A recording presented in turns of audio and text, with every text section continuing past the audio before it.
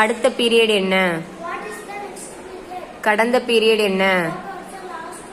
நீ நாளை எங்கே போகிறாய்? வெளியே சென்று முழங்காலிடு. நான் சொல்லிய பிறகு திருப்பிச் சொல். பெஞ்ச் மேல் சாயாதே. மற்றவர் பொருட்களை தொடாதே. டிக்டேஷனுக்கு தயாராகுங்கள். அது சூடாக இருக்கிறது. எனக்கு வீட்டு ஞாபகமாகவே இருக்கிறது. எனக்கு தலை சுற்றுகிற மாதிரி இருக்கிறது. எனக்கு வெட்கமாக இருக்கிறது.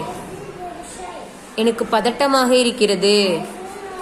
எனக்கு தூக்கம் வருகிற மாதிரி இருக்கிறது. எனக்கு காய்ச்சலாக இருக்கிறது. எனக்கு மிகவும் தாகமாக இருக்கிறது. எனக்கு மிகவும் பசிக்கிறது.